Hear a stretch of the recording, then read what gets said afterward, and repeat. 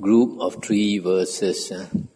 Anganika Bharadvaja, 219. Seeking purity by the wrong method, I tended the fire in the wood.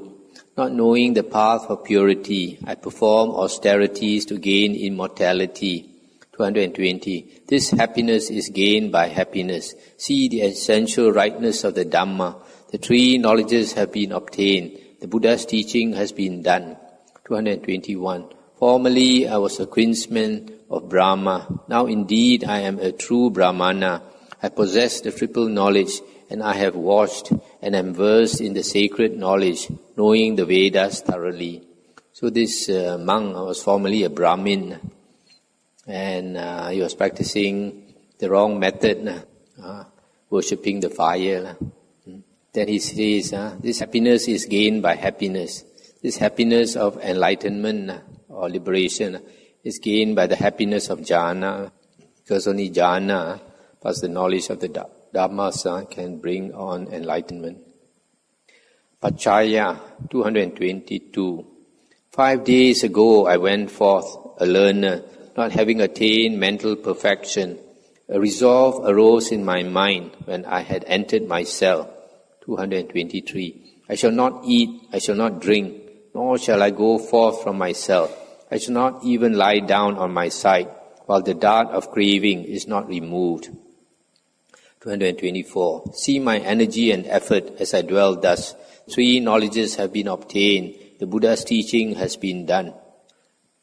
So looks like this Pachaya, 5 days after he ordained, he attained enlightenment.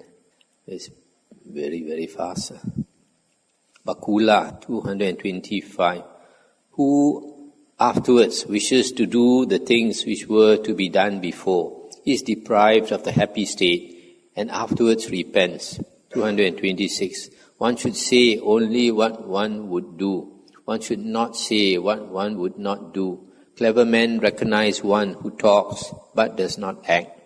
227. Truly quenching, taught by the fully enlightened one, is very happy, without grief, dustless, a place of rest where pain is brought to an end. This 225, who wishes to do the things that were to be done before. It's like if a person, when he's dying, then he wants to do those things that he should have done earlier. But he's too late, so he repents. Danya 228. If one wishes to live happily, full of longing for the ascetic state, one should not despise the Sangha's robe, nor its food and drink. 229. If one wishes to live happily, full of longing for the ascetic state, one should make use of the Sangha's lodging as a snake a mouse hole. 230.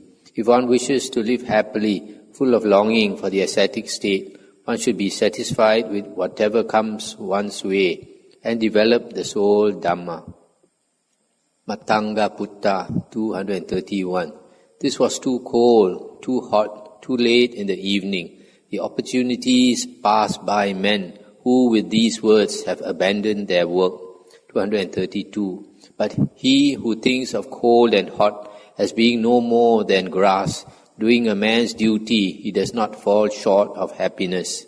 233. With my chest I thrust aside daba grass and kusa grass and potakila grass and usira and munja grass and bulrushes, devoting myself to seclusion. So this monk, he goes into the forest where there are tall grasses, daba grass, kusa grass, all. With his chest, he pushes them aside. Kuja Sobita 234. One of those brilliant speakers, ascetics with great learning, who live at Pataliputta, old Kuja Sobita, stands at the door. 235.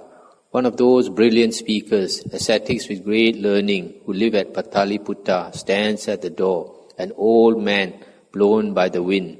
236. Because of good fighting, good sacrifice, and victory in battle, and especially by the practice of living the holy life, this man prospers in happiness. So it's an old Arahant. Varana 237. Whoever among men harms other living creatures in this world falls from both this world and the next. 238. But whoever with benevolent mind has pity on all living creatures, such a man produces very much merit. 239. One should train oneself in the well-spoken utterance and in attendance upon ascetics and in solitary retirement and in calming the mind. Pasika 240. Although I alone of my unbelieving kinsmen in this world had faith and wisdom, standing in the Dhamma and possessed of virtue, it is to my relatives' advantage. 241. I rebuke my kinsmen and from compassion urge them on because of my love for relatives and kinsmen. Having done the service to the monks, 242. Having passed away and died, having attained happiness in the three heavens, my brothers and mother rejoice, realizing their various desires. So he urged his relatives to do good, to practice the Dhamma. So they did service for the monks, maybe constant offering of food to the monks, and having passed away, they were reborn in the heavens, the brothers and the mother. Yasoja 243. Here is a man with limbs like the knots of the Kala plant, thin, with his veins showing, knowing moderation in food and drink, with undaunted spirit. 244. Tormented by gnats and mosquitoes in the forest, in the great wood, like an elephant in the van of the battle, one should endure there mindful. 245. One monk alone is like Brahma, two together are like two devas, three together are like a village, more than this are like a tumult, an uproar. So this monk, like the Buddha, encourages monks to live alone. That's why he says one monk living alone is like Brahma, so great. But when two of them, then they are lower class already, two devas. And three, it becomes like a village already, busy talking. And more, then it becomes very loud already. Sati Matya 246. Formerly you had faith, today it is yours no more. What is yours true only. No bad conduct is mine. 247. For thus I have seen that faith to be impermanent and wavering. Even though people are interested, they become disinterested. So why should a sage waste away on that account? 248. A sage's food is cooked a little here, a little there, in this family or that. I shall wander for my small arms. There is strength in my legs. So maybe he's talking about those devotees. One moment they have faith, another moment they don't have faith. So he say, why bother with them? Just go and wander alone. Upali 249. Having departed from the world in faith, a novice newly gone forth should associate with good friends who are clean living, not relaxing. 250. Having departed from the world in faith, a novice newly gone forth, a wise monk living in the Sangha, should learn the Vinaya. 251. Having departed from the world in faith, a novice newly gone forth should wander undistracted, skilled in what is proper and not proper. Uttarapala 252. I was indeed clever, peaceful, able to discern what is good and useful. The 5 strands of sensual pleasures, the bewilderers in the world, caused me to fall. 253. Entered into Mara's sphere, afflicted by the strong dart, I was able to free myself from the snares of King Death. 254. I have eliminated all sensual pleasures. All existences have been torn asunder. Journeying on from rebirth to rebirth is completely annihilated. There is now no renewed existence. So like a lot of people, we are tempted by sensual pleasures, but this monk, he was able to bring himself out of it and attain arahanthood. Abhibhuta 255. Listen, kinsmen or relatives, as many as are assembled here. I shall teach you the Dhamma. Rebirth again and again is painful. 256. Exert yourselves, go forth, devote yourselves to the Buddha's teaching. Knock down the army of death as an elephant knocks down a reed hut. 257. Whoever will dwell vigilant in this Dhamma Vinaya, eliminating journeying on from rebirth to rebirth, will put an end to pain. So this Abhibhuta, he must have already become an Arahant, and he's telling his relatives to renounce, to go forth. Gotama, 258. While journeying on, I went to hell. I went to the Peta world again and again. This Peta is a ghost world. In the intolerableness of animal birth, many times I long remained. 259. Existence as a man too was successfully obtained.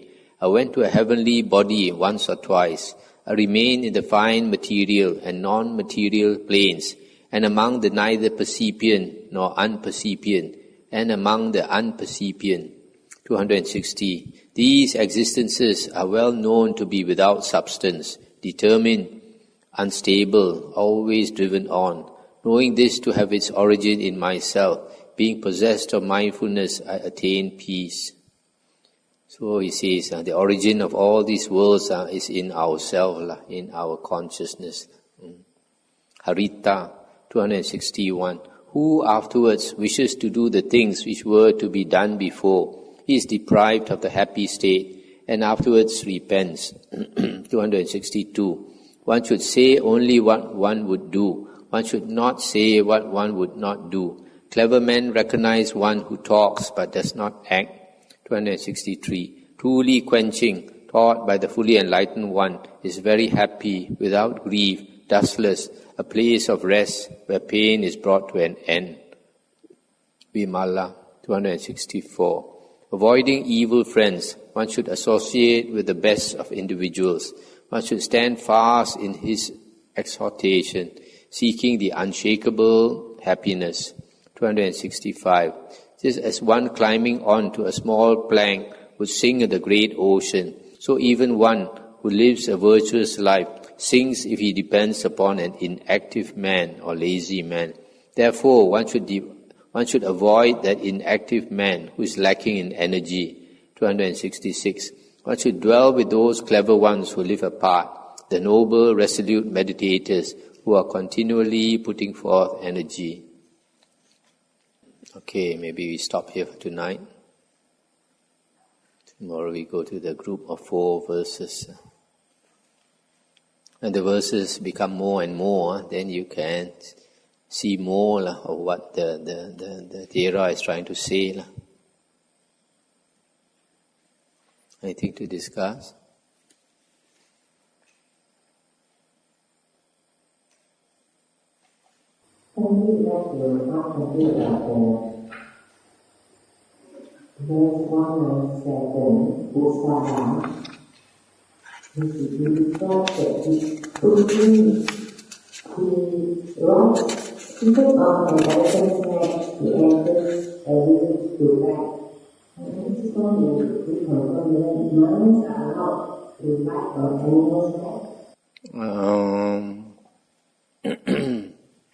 In the Vinaya books, it is stated that monk should not ride in a chariot unless he is sick. So only when it's necessary. So unless this monk was sick, he should not be on the elephant's on the back of an elephant. 2 days ago, you mentioned about it's okay to keep some hair, soft hair. But at the first place, why the Buddha would like all his disciples to shave off his hair? The same reason the Buddha wants the monks to shave their hair. It's the same reason he wants the monks to wear the robe, to look different from lay people, and to send a message that monk is walking the spiritual path. So, for example, if any woman is interested in the monk, it sends the message, don't come near. So also, when you shave off your hair, then you don't look so attractive. So these are the two main reasons. That's why a lot of women are very scared to shave their hair.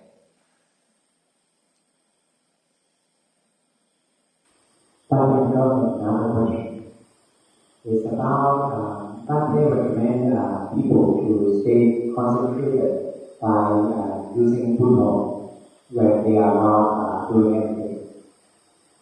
Is this the same as the recommendation of the Buddha?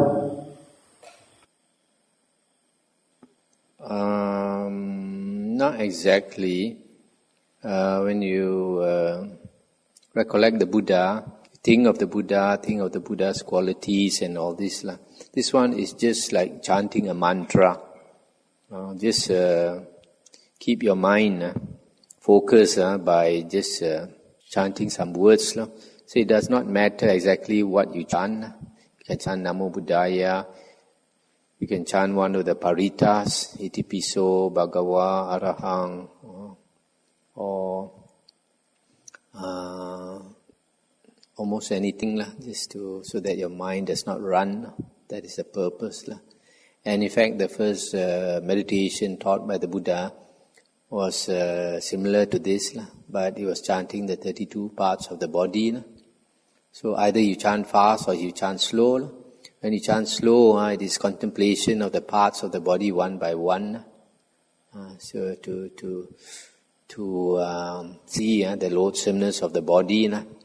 But if you want to keep the mind concentrated, then you chant fast. For example, when you lie down to rest and you don't want to fall asleep, and you keep chanting. To chant Buddha, we cannot concentrate, right? Because it depends on whether you are chanting fast or slow.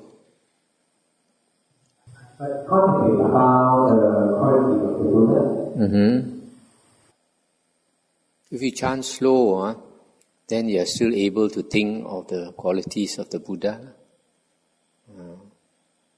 But you chant fast, then you cannot.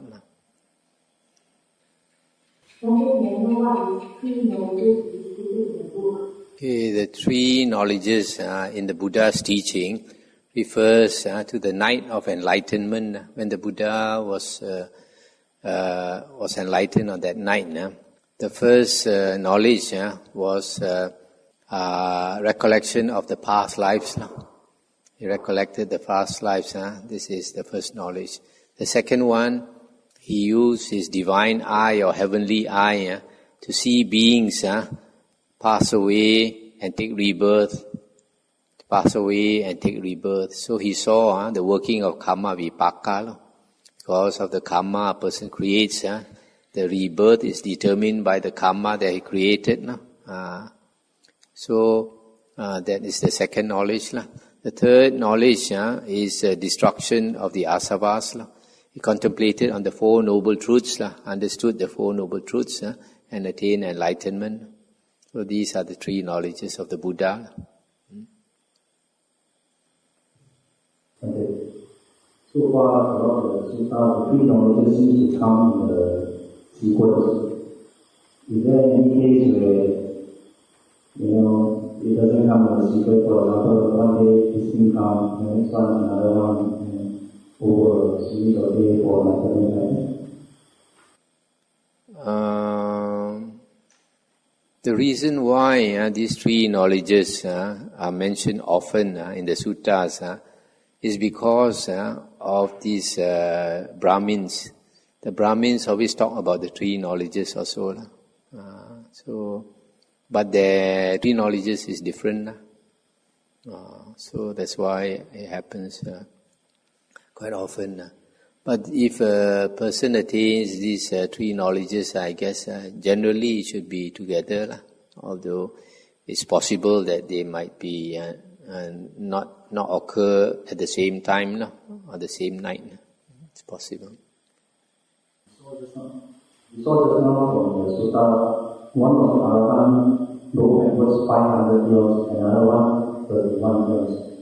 Does that mean that different Arahant can go as far back as in different length of time? Oh yes, depending on their psychic power. Different Arahants have different psychic power. Some Arahants even have no psychic power, although they have all the jhanas, like Sariputta. Sariputta has all the 4 Rupa jhanas, the 4 Arupa jhanas, plus being able to attain a cessation of perception and feeling. And still he has no psychic power, and because he has no desire to, he has no self, so he has no desire to cultivate psychic power.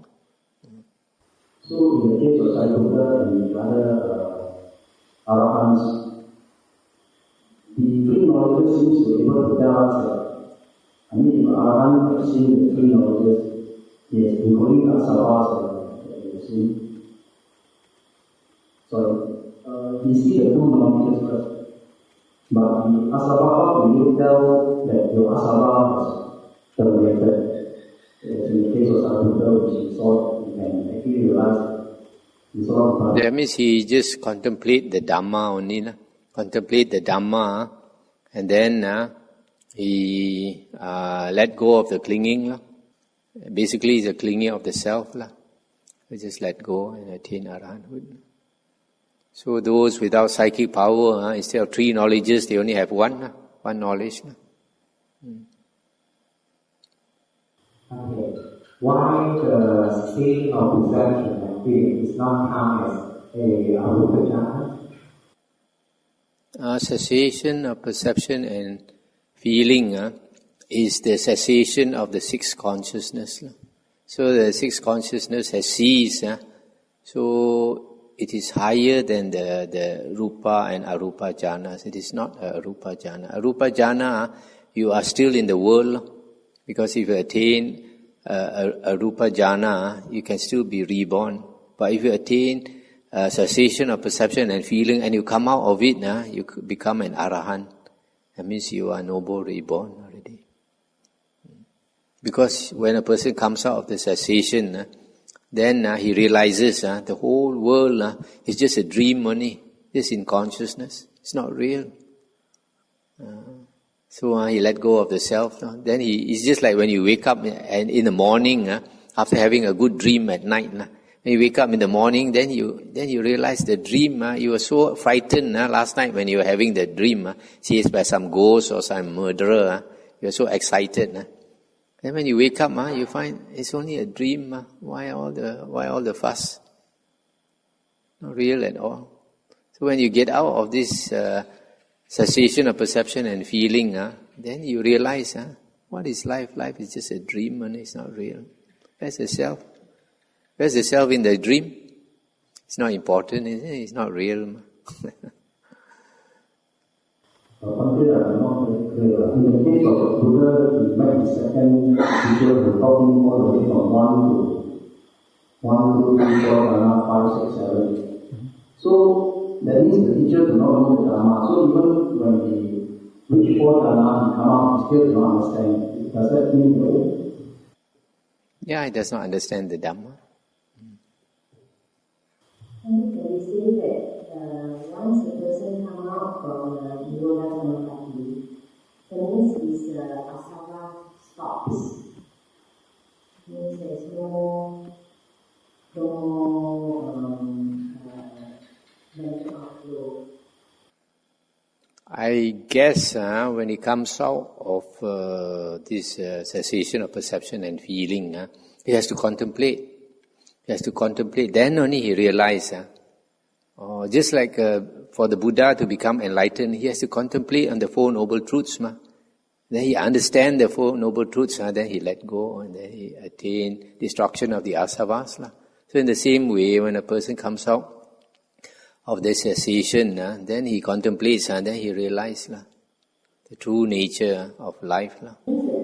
Destruction comes afterwards, maybe?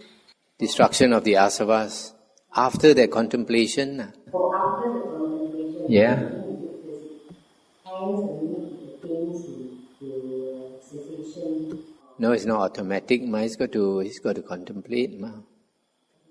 I think so. I'm not an Arahant yet.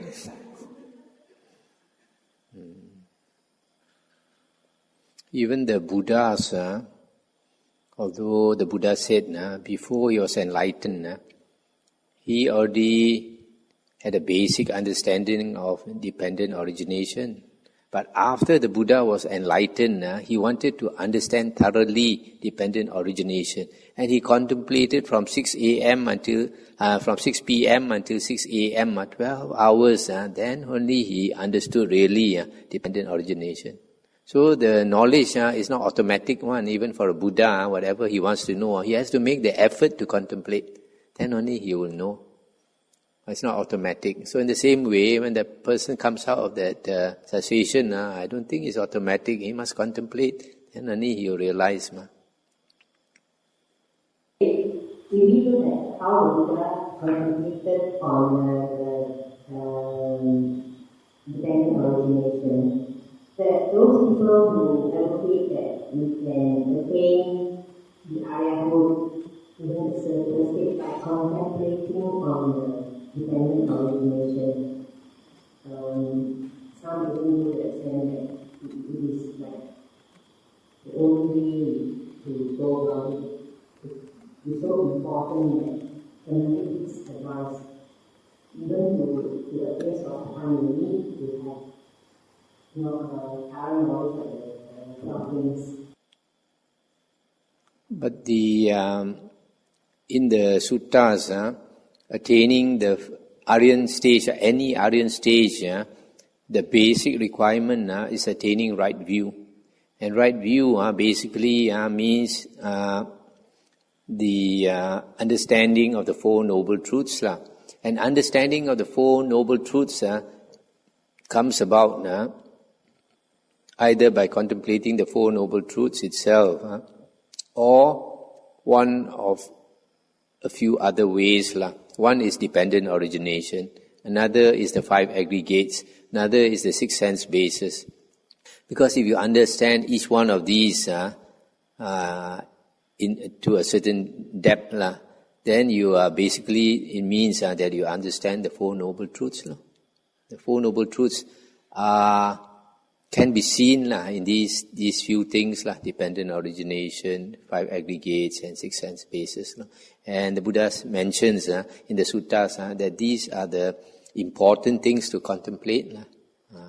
So it is possible by contemplating dependent origination. But of course, you got to be able to really understand it, not just knowing just like some people, they just say they can quote the words Four Noble Truths, but they don't really understand it. Okay, shall we end here?